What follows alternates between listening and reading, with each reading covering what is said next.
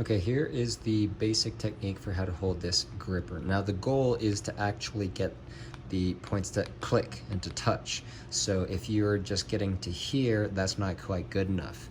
And a lot of people make the mistake of just grabbing it haphazardly, right? Kind of like I am now, and I'm not able to get the pinky to close into the base of the palm enough that way. So here's the deal.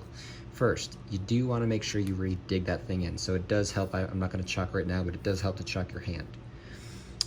And when you chalk it, as opposed to just climbing, we actually want to get into here as well. So you got chalk there, digging it in, and now I'm going to use my thumb to extra press into that base of the palm to double check. And you'll notice that as I do that, this top thumb is going to kind of wrap around and make sure that I can almost get to the finger, okay, like that.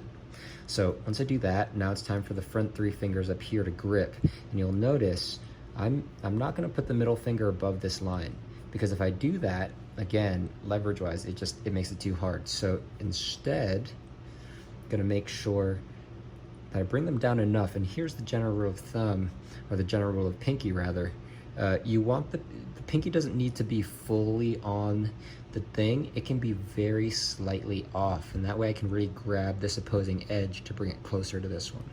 So I will line my other three fingers up accordingly, there you go. And now, one swift, smooth motion. Inhale, brace and squeeze, all in one smooth motion. Don't just kind of randomly do this. This is kind of a waste of time. So even in the warm-ups, you want to treat it like it's the heaviest thing in the world.